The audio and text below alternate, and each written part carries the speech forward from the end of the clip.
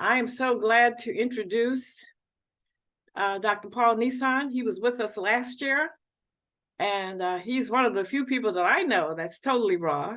So all I can say is listen up. He's been at this a long time, and we've had fun. Hiawatha and I've been out there visiting him, and he is looking amazing. You're looking amazing, Paul. Thank you. And last year you told us don't be fooled by the beard because you're not shaving it, but you look great. Your skin is beautiful, your eyes, your hair. You are just a beautiful example of raw food. And please check out, he'll tell you about his website and his YouTube channel where he has he's interviewed many raw foodists. So Paul, we are so pleased to have you on. God bless you and welcome. Thank you. Thank you, everybody, for joining me here for tonight and just having a desire to learn about how to do better. Now, whether you're just looking to add more fruits and vegetables to your diet or you're looking to go all raw, it's a great investment to make in your own health. When a lot of people are younger, they don't really think about that investment or the importance of that because no matter what they eat, they feel great. But what they're doing at that point is determining their future health.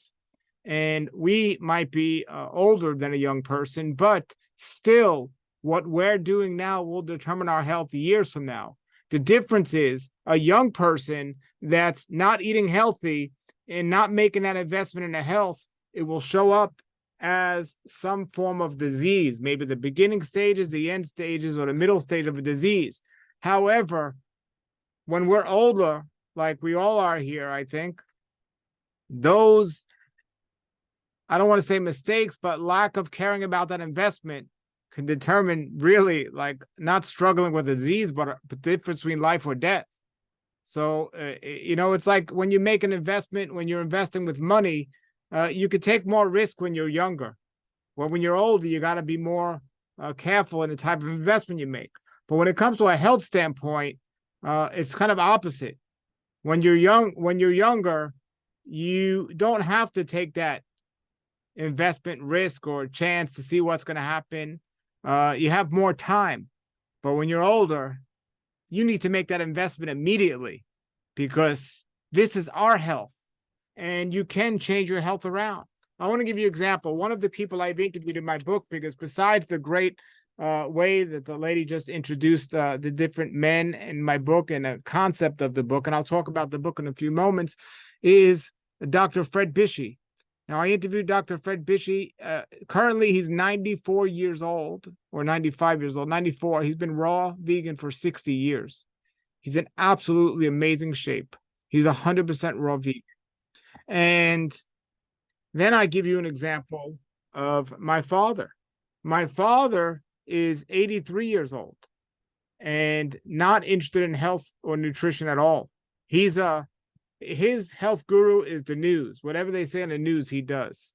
Thankfully so, praise be a wonderful creator, which he has not been diagnosed with the disease. But this man complains about his health all day long. Because if the news says he's sick, he's sick. And he's just complaining. He's always going to doctors and so much and just always complaining. And Dr. Fred Bishey, 94 years old, you never hear him complain. And it's the health is the investment. And I will tell you, it's not just diet alone. Because like this lady was just reading, what was her name? The lady who was just reading? Okay, I can't hear you. But the lady who was just reading, she was talking about things like Sunshine Man and Mental Man or Mind Man and all these. I know people that don't eat healthy, but they're much healthier than people that do because of their attitude and because of the non-dietary things that they're doing. It is essential you're looking at these other aspects of health and not just the food. Now, I wrote this book. This was the first book I wrote, and I want to talk a little about it. I think some of you have been reading it. It's at the time I was into boxing. Just for my exercise at the time was getting punched in the face. So that's what I was doing. And I was 19 years old. I had ulcerative colitis, which is also known as inflammatory bowel disease. or Crohn's disease. The doctors had me on these medications, these steroids, and all these medications. They were controlling my disease. Every time I ate something I shouldn't be eating, I got sick. They said, well, just take this medicine and you'll get better. They didn't tell me diet had anything to do with it or anything else. But then somebody told me that if I changed the way I eat, my condition would begin to heal. At the time, I was working on Wall Street, had a lot of stress in my life, and it just, life wasn't good, and I was in a lot of pain, and I didn't know anything about health at all. And I say that because when you read the book, it's for people, at least the first part of it, because people that don't know where to begin, they don't know where to start. So I was writing the book, and the first thing I did is I had to get information for the book, because the first person that told me diet had something to do with it, I asked my doctor if there's any connection between my diet and my condition. And she said there were no medical studies to prove any connection between your diet and your condition. And I found that interesting because she never asked me what my diet was. So how did she know? And somebody told me if I stopped eating animals, my condition would begin to heal. Well, no, first they told me dairy. If I stopped eating dairy, my condition would begin to heal. And I didn't even know what dairy was at the time. That's how naive I was about health. And then I found out dairy wasn't just milk, because it says right there in the container, dairy milk. But I found out it was ice cream and butter and cheese and all these things. And I realized I had a lot of dairy in my diet. I needed to do something about this. So I asked my doctor if there's any connection between consuming dairy and my condition. And she said there's no medical studies to prove there's any connection between consuming dairy and your condition. So that's when I finally got wise. And without telling my doctor, I stopped consuming dairy and I started to get sick less often. So when that happened, I made two connections. The first connection I made was that diet did have something to do with my health. And the next connection I made was my doctor really doesn't know about health. So then, because Dr. Fred Bishy taught me, health doesn't begin with you add to your diet. It's what you eliminate. Eliminate the cause and the problem's going to go away. So somebody told me if I stopped eating animals, my condition would continue to get better. I asked my doctor, is there any connection between eating animals and my condition? And she says there's no medical studies to prove any connection between consuming animals and your condition. So without telling her, I decided to stop consuming animals. And I started to get sick less often. This doctor was amazing. Every time she told me something, I did the opposite and I would get better. And I tell everybody here, if you want to be the healthiest person around, go to the most popular doctor you can find. And whatever they say, do the opposite. Now, I hope there aren't too many doctors watching here tonight, but some doctors are wonderful. If I get an emergency room, don't tell me an apple, send me to the hospital if I get in an accident or something. But if I'm going to put something in my body to get and I get sick from it, the answer isn't to take a drug. The answer is to stop putting that in your body. But because of the brainwashing and everything that's going on, we don't know what that is. We don't know what we're eating is bad or good. We're told something is good. The advertisers who spend their whole life marketing to us, telling us what's good, is really not good. Go back to my dad, who is like many people, and he just watches the news, whatever the news says, whatever the news says. So he's been brainwashed by the news and the doctors. I mean, literally, I live not too far from my dad. I try to see him whenever I can. I'm very busy. I speak to him every day, but I don't get to see him often. But literally, this man sees his doctors more than he sees me. and he listens to them more than he listens to me. So his food of choice is Wheaties. He loves his Wheaties. So I said, Dad, in Wheaties, they put a spray on the wheat that you're eating that has glycophage and all this other stuff that causes cancer and all these other things. He goes, well, I didn't hear that on the news. How could that be true?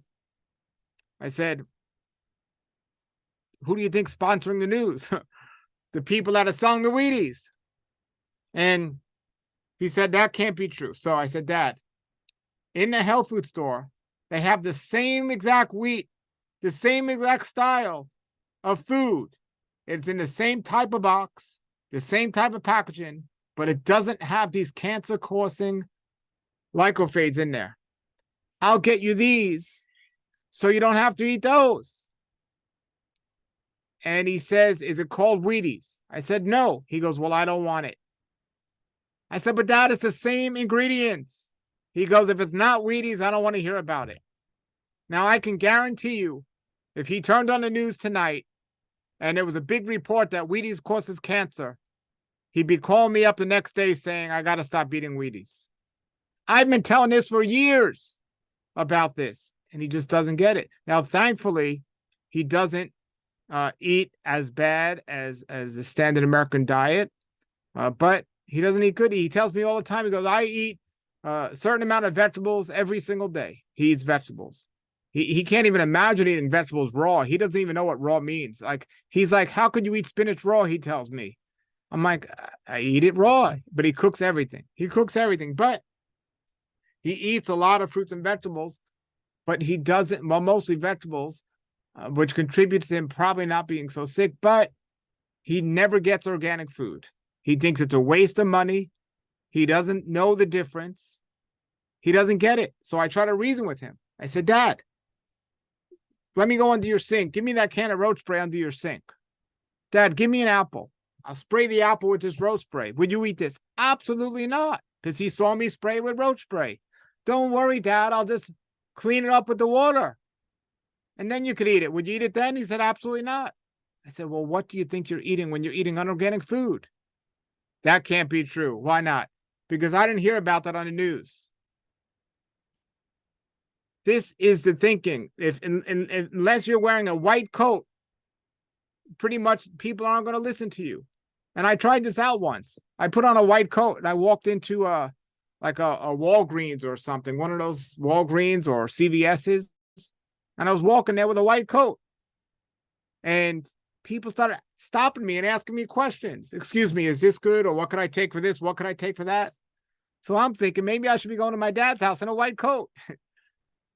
Well, I did one thing once. I once actually got on the news. I was on the news. I said, Dad, I'm on the news. I figured he's going to listen to me now because I am the news. So the news interviewed me about eating raw food and about making raw food and about being so healthy. So I said, Dad, I was on the news. Did you see me? So are you going to stop eating your Wheaties and your unorganic food and all this stuff? He said, you were saying that, but they didn't say that. It wasn't from them. I'm like, oh, Dad. So I use him as an example, and thankfully he's not been diagnosed with anything, but I don't know. He's made it to 83, but it's the future looks much brighter for somebody like Dr. Fred Bishey or these other people I interviewed that are eating healthy. And we all hear about somebody that's eating healthy and they don't live long or they get a disease. And that doesn't help my story. Hey, Dad, eat healthy. Well, I know this guy that was eating healthy and he died or he got a disease. So that can't be good. And I'm like, oh, diet isn't a panacea. Just because you eat healthy doesn't mean you're going to live long. You got to make sure you found the other aspects of health. And this is I have found actually, sleep and exercise to be even more important than diet, believe it or not. I know a lot of people that get good sleep and good exercise and they eat terrible. But when you're sleeping, your body is healing and cleansing and dealing with this, and you need to sleep a lot. And exercise keeps you fit and healthy and your bones healthy. And they're able to get away with this for a long time. And then I know people that eat healthy, but they don't get enough sleep. They don't get enough exercise, and they're not doing too well. Think about this, everybody. How amazing would it be is if we can get enough sleep, get enough exercise, and eat healthy. Wow. It's not difficult to eat healthy. So when I was writing this book, The Raw Life, I was explaining to people, and my goal is to explain to people how to do this. And I'm telling everyone right now, no matter what your age is, it's a mental thing. It's all in the mind.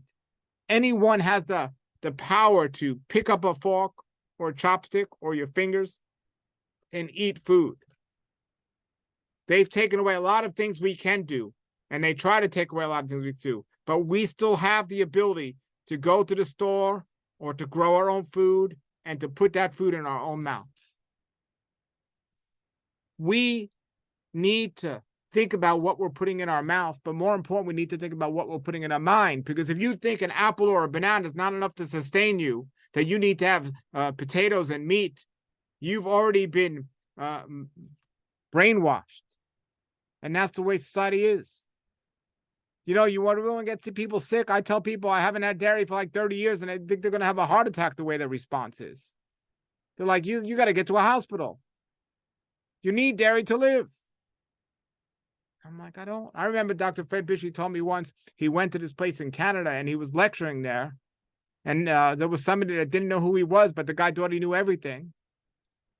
And they made a statement. They said, oh, you can't live a long time on a vegan diet. And I remember Dr. Bishy's response was, at the time, his response was, oh, really? Thank you very much. Thanks for telling me. Thanks for letting me know. The guy's in his 90s. So when I was writing this book, I was thinking that the mind aspect of this and how to reach children. That's why I have these pictures in here and everything else. And it seems so simple to those of us that know these things. Seem so simple about eating the high fats and the wrong type of fats and eating the animals and eating the things we shouldn't be eating. But then there's the things that we're not too sure about. The things that people go back and forth on it and not too sure about. So we have the opponents or the things, the habits we got to break. And what I was recommending in the book, and to a degree now, it depends what type of person you are. But some people could do it overnight. I was going to give up eating food, and they just do that. Very disciplined people. But other people need some more structure. So I'd say don't start, you can start with the easiest or the hardest, whatever. Get rid of something in your diet or your lifestyle that's not good for you. It takes maybe 3 weeks to change a habit, create better habits. So this month it's going to be coffee. Next month it's going to be meat. Next month it's going to be dairy. Next month it'll be TV. All these things that are impacting your life, try to get rid of them. And make good habits out of these things. And then going beyond foods, there's the obvious, the alcohol, the cigarettes, and all the mass alcohol and drugs out there today. I don't want to say I'm getting older, but I know coffee's no good. I never had a cup of coffee in my life. I did have a couple of times when I was younger. There was a soda called Jolt where I had like triple the caffeine, and it worked. But I never really I got all away from soda because of cavities and things like this. But now they have drinks called Monster Drink and all these type of things going out there. And it's like, what? It's just crazy. And then I think about this. So that's the kid thing today. The kid thing today is the Monster Drinks and all this. Wherever we go, and this is what the marketers do. If you see somebody with coffee in their hand, you just assume they're older. You don't see too many 10-year-old kids walking around with coffee. It's just like an older thing. Well, these drinks, these energy drinks, they're like younger drinks. This is what the marketers do. How are we going to get people to addicted to caffeine? Well, they're not drinking coffee because it's like the older drink. Well, let's give them a Monster or some other type of energy drink. And think about that. Your grandkids, your children, unfortunately, a lot of them are drinking coffee, but they're not. Cigarettes and coffee are the old drugs. Now it's the vaping cigarettes and the Monster energy drinks and all this. It's just a new marketing the same type of drug and the things that we shouldn't be doing. So we got to change these things. I have a twin sister, Paul and Paula. Remember that song, Paul and Paula? That's what we were named after. My sister is more similar to my dad in listening to what the news says. And she had some bad health, and I told her I can help you. I do all this. Well, if it's not in the news, I don't want to hear about it. So, and the only reason I bring her up is because we're twins. We should be in a similar situation in life with our health and our energy and everything else. But that's not the case. And, just it's not difficult to read and get the knowledge, and then what we do with the knowledge. Then there's some confusing things like sugar man. This is a tough one because processed white sugar is terrible for us, but it's in so many things. processed food has processed sugar. That's what makes the food processed many times. It's deadly. It's so bad. But people say, but fruit has sugar, but it's not processed sugar. There's a big difference between an apple and an apple pie. A big difference between a carrot and a carrot cake. And people don't get that. Then you have more confusing things like the microwave oven for time. You know, people want to save time, so they use their microwave oven. Do you know how deadly a microwave oven is? They've literally outlawed it in some parts of the world. It's so deadly. But it saves so much. If you take water and microwave that water, let it cool down and put it on a plant, that plant will die. What do you think it's doing to your body? You know, the microwave oven is so bad. I tell people, get rid of the microwave oven. They're like, well, I don't have time to live or do anything if I don't have a microwave oven. Microwave oven is the worst thing you could do to cook your food. You know, I tell people, get rid of your TV and get rid of your microwave oven. And people do the opposite. They're eating TV dinners while they're watching their TV. It's so bad. You know, and replace your microwave oven with a juicer and use a juicer. And hopefully many of you have juicers out there. And juicing is amazing. Absolutely amazing. This year, I learned something about juicing that I never knew before. And I'm telling you, it changes everything. People complained to me for years about juicing. It takes too much time. It's too much time to clean it and all this stuff. And I would try to say, no, it's not. And it doesn't take as much time as as making some dinner or something else that people are eating, or even eating a salad. It's much quicker to juice it. But I do admit the juices were not the best to clean or fun to clean and do all this stuff. However, there's a new technology out and there's a new juicer out called the Nama J2 juicer. And if anyone wants to get this juicer and you use the code Paul10, you'll get 10% off. It's called the Nama J2 juicer. And it absolutely has changed every way I look about juicing. I mean, it has the technology. It took me 30 seconds to clean this juicer. And you don't even have to stand there and juice it. You put the stuff in and you walk away. It's absolutely amazing. I would love to get one from my dad, but it's not spoken about on the news, so I know he'll never get one. Even if I bought him one, he won't use it because it's not spoken about on the news. So this juicer is something everybody should have. Get rid of your microwave oven, use this juicer, and you'll see how easy juicing is, and it's just absolutely amazing. So the best food for your body are the foods that are going to give your body the most nutrients while using the least amount of work to get those nutrients. Everything has nutrients, but if your body has to work really hard to get it, you're not going to be victorious in your health journey. It's not about the nutrients. It's also about how hard your body's working to get that. That's why fruits and vegetables in their raw state, raw, ripe, fresh, and organic, chewed very well, because digestion starts in the mouth with your saliva, chewed very well, is what's going to create your body to be in the best position to heal from disease and to stay healthy long term. And you could do this. But we have to think about our daily day and our daily life. It starts by getting rid of these habits and becoming natural in an unnatural world.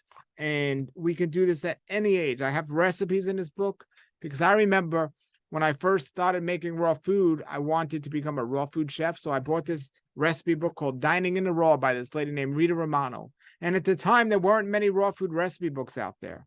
And I made those. And one day I was sitting in New York at a restaurant, a vegetarian restaurant, and I knew how to make recipes from this book. And I went to the restaurant. I said, is there anything raw on the menu? And the owner said, no, but I'd like to put raw stuff on the menu. Do you know any raw food chefs? I said, I am one. I can make raw food. So they hired me to make raw food in New York City at a vegetarian restaurant. And I was making the food, and out of the book, it was easy to make. Everyone loved it. It's if you know how to press a button on a blender and you have a knife and cutting board, you could be a raw food chef. You just follow the recipe. You don't have to cook it or anything else. It's so simple.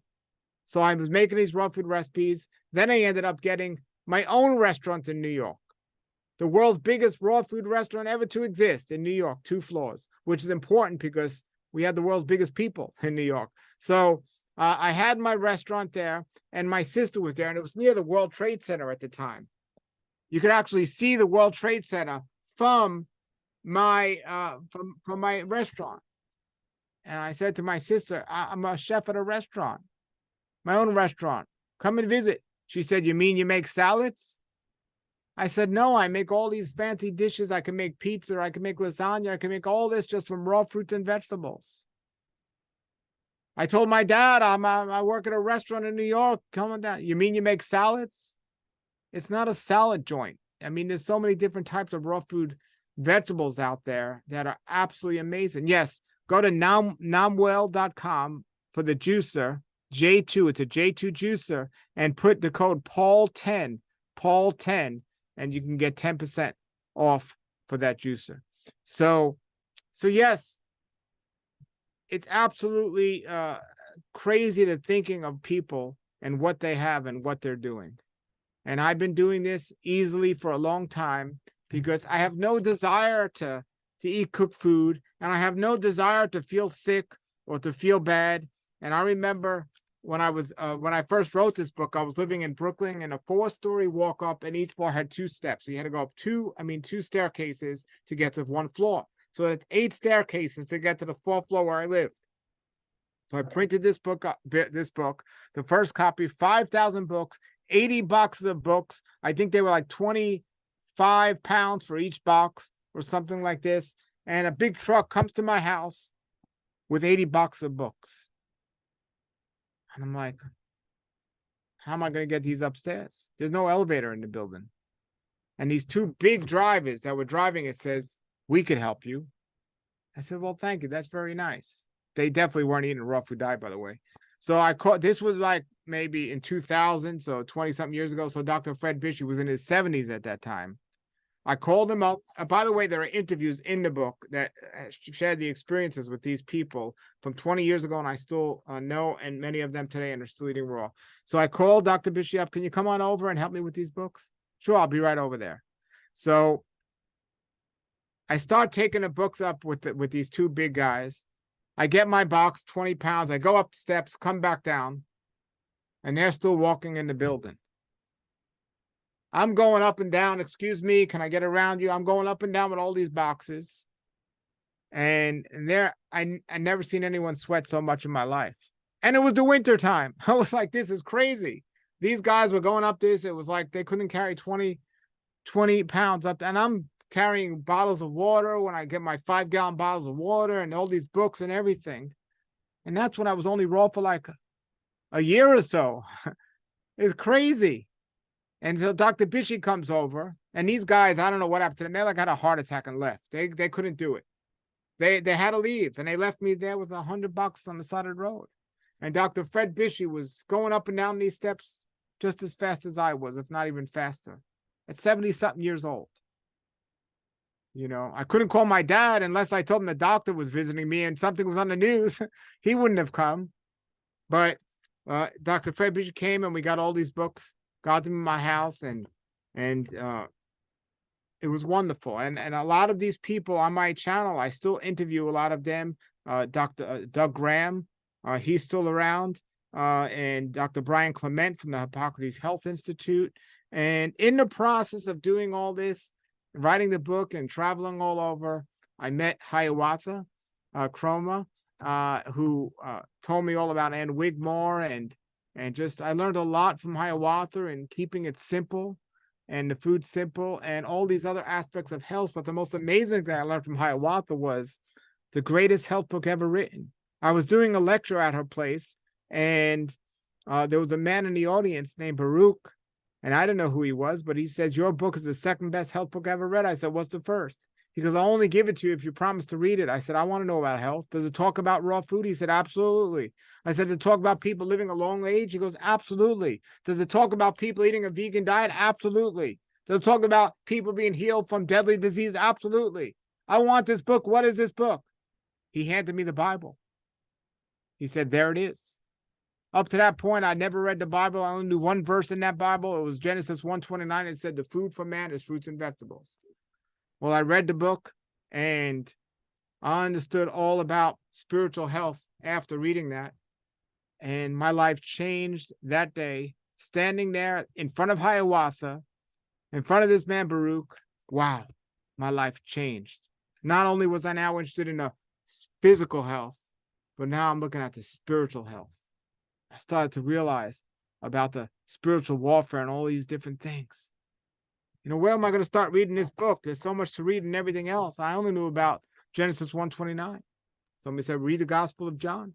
I read the Gospel of John. I didn't even get halfway through the book and I accepted Jesus as my Messiah. But I was confused. I said, I'm Jewish. How could I follow Jesus? And somebody told me he's Jewish also. I said, that's going to be easy. I'm just going to do what he said to do. And he told me in the book. And I already been doing, got healed from my disease. How to get better. To pray, yes. To fast when you're sick, yes. To keep it simple. But the food, the seed-bearing fruits, the green herbs for your medicine, it's all there.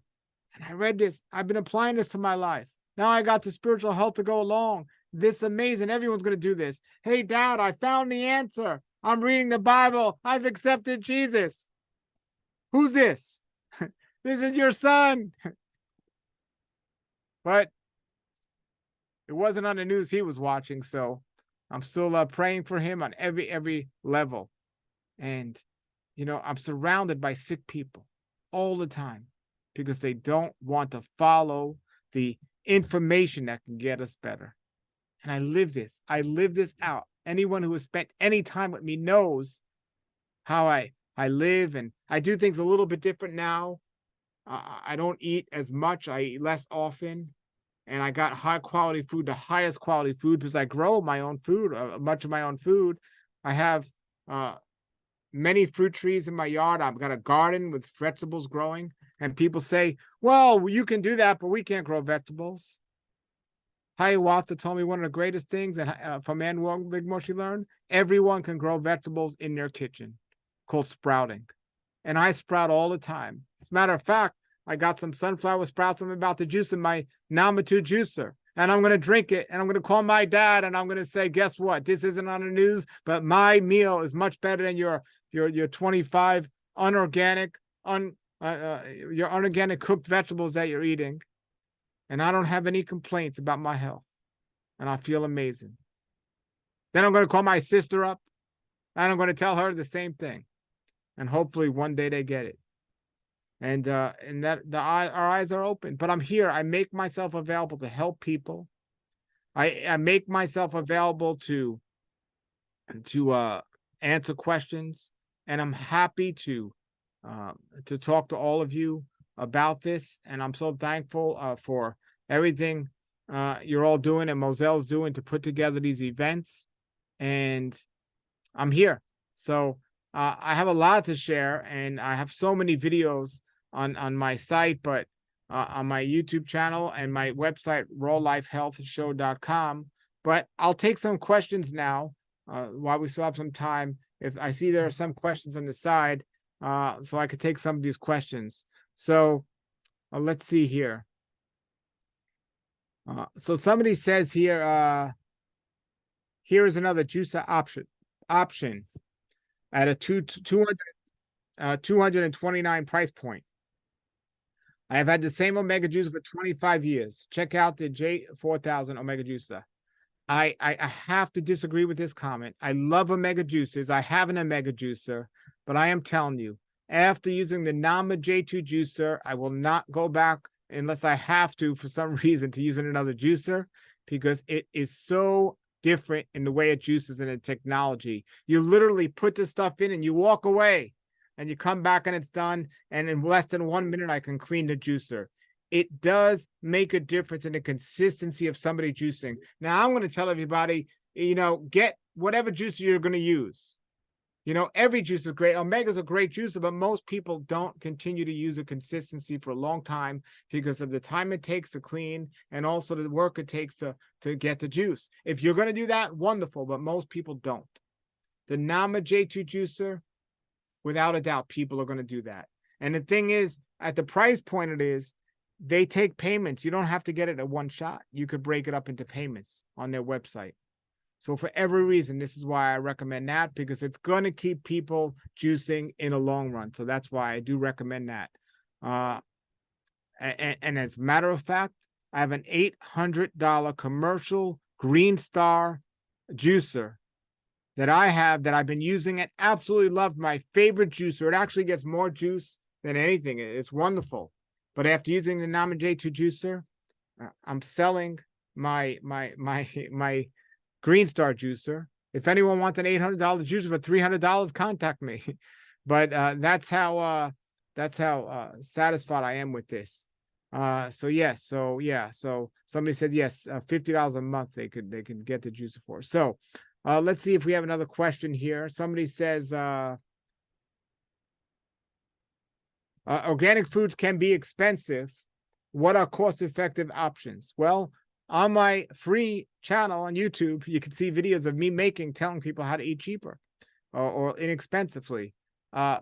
Organic bananas are maybe 5 to 10 cents more than non-organic bananas. So they don't have to be as much. Growing sprouts, organic sprouts, is very inexpensive. And organic lettuce or broccoli is more than unorganic lettuce and broccoli, but it's still cheaper than meat. So you don't have to go to a fancy raw food restaurant and eat the most expensive meal on the menu. That is too much money, I agree. But if you just eat what you should be eating without going too crazy, it doesn't have to be expensive at all. And so, you're buying the fruits and vegetables, and organic in some cases, like a cucumber. I seen an organic cucumber once for $3. I said, I don't care. I'm not paying $3 for a cucumber. $3 for a cucumber. I see an avocado sometimes, it's not even organic, and it's like $3. I'm not paying $3 for an avocado. But you know what? I can go down a block and find, if I want an organic cucumber, maybe at another health food store for $2 or $1.50, or go online and they have these co-op clubs where you can get food cheaper.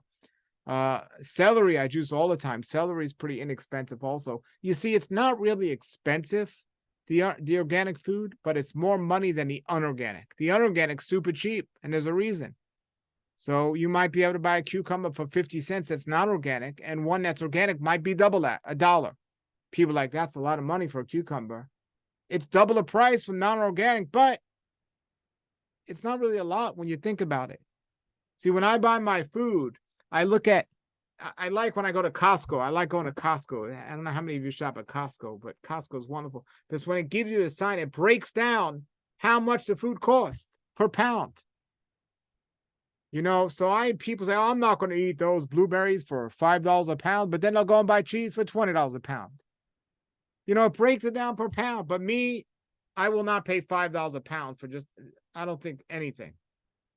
I want to keep it at some type of level. So I usually don't eat blueberries, to be honest, because they're organic blueberries are $5 a pound or $6, $7, $8, $9 a pound. So I don't eat those. But most foods like apples, organic apples, $2.99 a pound. What other food except Wheaties are you going to get for $2.99 a pound? It's go get your fish, your meat, or whatever, your dead animals. They're more than $2.99 a pound. But on average, between $2 and $3 a pound for organic food isn't too bad, in my opinion. But still, too much for me. I don't want to do that. So I grow my own food. I learned how to grow my own food. And I sprouts. I'll tell you, sprouts, seaweeds, and there's one other thing these things are my essentials. A couple of years ago, Dr. Fred Vishy told me about a supplement or sea algae. People are getting better from cancer, arthritis, and all these other type of diseases, reducing the inflammation in their body. And I was like, well, what is it? And I had a friend who had his wife had cancer, and she ended up dying. But she started taking this at the end of her before long, and she said, if she would have took that longer, I think she still would have been alive. That's how much he saw it working and helping her. And I've used this and told people about this for a long time. It's called astaxanthin, and it's by a company called Velasta, and I have it on my website at rawlife.com. This is a game changer. It's amazing. It's a liquid algae, and it reduces inflammation more than anything else. I had a guy that said he couldn't walk, and now he's jogging because he's taking this. It reduces inflammation. And I absolutely love it. Now, there's other astaxanthin on the market, but this one has a technology that's able to add glucose to the actual astaxanthin. So when you take it in your body, the cells look for that glucose, and that's how they get the astaxanthin into the cells. It's amazing technology. Go to rawlife.com or go to my YouTube channel, Raw Life Health Show, and see the videos I have about astaxanthin. Absolutely amazing. So the sea vegetables, the sprouts, the astaxanthin, it's not that much money. I have a question here for you, Paul. Sure, absolutely. This person said, Nydia said, what is the restorative impact of converting to a raw, whole food, plant-based diet after middle age? It's going to be more impactful than if you do it at a younger age. Because remember, health doesn't begin with you add to your diet. It's what you're eliminating. So you got to get rid of the things that created the problem to begin with. If you have a problem that's been diagnosed, maybe you don't. And then the idea of middle age, I don't know what that means, middle age. Like middle age could be many different things to many people. But no matter what age, if you're 70 years old or 30 years old or 40 years old, getting rid of the things that are slowing you down have a tremendous impact on your health. Sometimes you might not feel it right away. Sometimes you might feel worse before you feel better because of medication. Because of detoxification and things like that.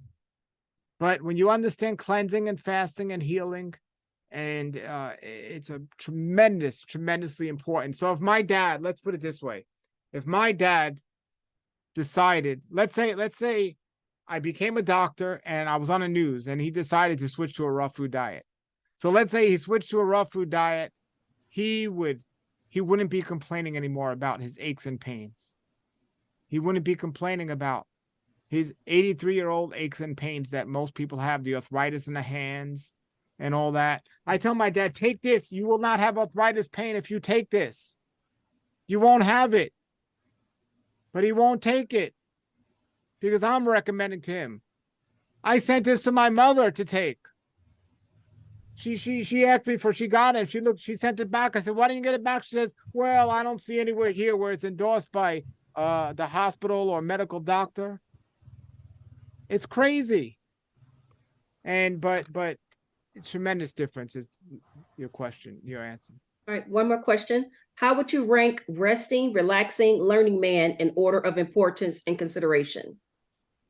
Well, when it comes to resting, it's very interesting. Like, I don't know if you talk about nap. Did you say napping or relaxing?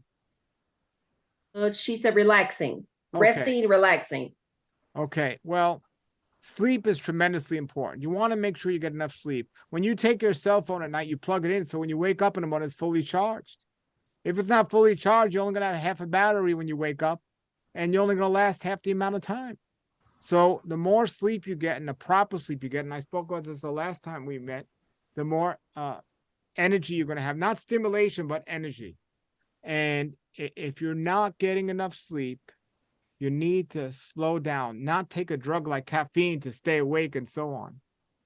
So resting is important at the right time, but it depends who it is and your lifestyle, and what resting is. But some people take a nap. I believe if you get enough sleep, you don't need a nap, but napping is important because it means you need it if you get it. But yeah, resting and relaxing is tremendously important. But if you're going to say, well, I got to use that juicer, but I'm going to just throw something in a microwave and relax instead of making something in that juicer, that's not good. That's like relaxing the wrong way. It's a lot easier. I'm going to relax. Instead of making a raw food meal tonight in one of these recipes, I'm just going to call up the local Burger King and order something. That's not the relaxing we want to do. For me, relaxing is drinking my green juice and reading the Bible. That's relaxing. So we got to know the difference between relaxing and energy and stimulation. We got to look at the difference between all those things. Don't tell me you're drinking coffee and you need to relax. Stop drinking the coffee. No caffeine. Don't tell your children, oh, you need to relax while you're giving them energy drinks. So relaxing is tremendously helpful. And relaxing the body, that's what fasting is relaxing the body, your digestion. So skip a meal or don't eat so much. Fasting is essentially important. And essentially, fasting is relaxing your digestive organs. So yes, it's important to do. I think this question is pertaining to the liquid algae. She said, will that help if you don't change your diet? Or does it help inflammation if you change your diet to raw or mostly raw? Okay, it'll help everybody immediately. It'll help tremendously. It's the highest inflammation food out there, more higher than turmeric or ginger. It's a completely high to reduce the inflammation. Now, if you're going to take this and continue, let's say this. Let's say I take my hand and I slam it in a car door and my hand's inflamed and I say, oh, this hand hurts. And somebody says, well, if you put it in some ice, it won't hurt and the inflammation will go down. Wonderful. But if I take my hand out of the ice and slam it against the door again, that inflammation is always going to appear until I get rid of the cause. Stop slamming it against the door. So the ice is going to help it heal. But if you keep going back to the same thing, you're going to keep having the same problem. So look at the astaxanthin as the ice bucket of ice water that you put in your hand in. And stop going back to the thing that created the inflammation. So it's not supposed to, okay, keep doing what you're doing. Well, we have this, so that'll help you. But this will help anyone reduce the inflammation that, for whatever reason, is doing the slamming of the door. Because if you slam the door against your hand, you slam the door against your hand, and you're not taking this or not putting your hand in ice water, it's going to be a lot worse. Say, Paul, I have a question. We're getting close to the end of our program. Everybody wants to know, how old are you? I am 52 years old, or 52 years young. There you go. There Yes. you go. And we really want. Go ahead. Marcel, I think Lewis had a question. I know Yeah, everyone. Lewis, go ahead. How can you gain weight with a diabetes challenge? I control it with food, no medication. But I'm 35 pounds underweight. I'm 5'11". I need to be weighing 170. Okay. Well, if I was doing a consultation with you or somebody in your situation, I would look at your diet. I would look at your sleep patterns. I would look at everything to find out why you're not putting on weight. Also, I'm big into fitness. So I'd make sure that several of the reasons why most people have issues with weight is they're not eating the right diet. And if you have diabetes, I assume you have type 2 diabetes. You're not eating the right diet because diabetes is 100% diet related. Also exercising. If you're doing the right exercise, people think that's for losing weight, but if you're doing the muscle building exercise, which is important for middle-aged people, it'll help the weight come back. So those are two things I'd highly consider looking at. The three: the diet, the sleep, and also the exercise. I am on the vegetarian diet, just went on it. Well, been doing it quite a while, but doing it religiously now. Very active, do a lot of lifting. I was a general contractor, remodeling my house, and I do heavy work every day. Is it type 2? Is it type 2 diabetes? Yes, sir. And I get on treadmill also. Okay, if you're on a vegetarian diet, there's that doesn't mean much, because there are some junk food vegetarian diets out there, and if you have type 2 diabetes, you're probably not eating that great. So I'd help you with your diet. You probably got to reduce or change a lot of the different types, because there could be bad vegetarian foods as well. So I'd look at that, because you shouldn't have insulin imbalances if you're on a good diet. Okay. Okay. Thanks, sir. And I know there are lots more questions, but we're going to have to end here. Our time is, we've come to the end. But Paul, we want to thank you, first of all, for donating all those books, 30 books, to the program. And as you can see, people are really delving into them and they're really enjoying them. And we appreciate you for that. And we appreciate you for what you bring to us and to your listeners and all that you have done in the raw food community. And as you know, when Hiawatha and I came and stayed with you, the work that you're doing there and elsewhere is just phenomenal. So thank you so very much. So there are some people are answering questions on the chat. I'm happy to come back another time and do just a Q&A if you'd like. Yeah, we'll try that next year, as a matter of fact.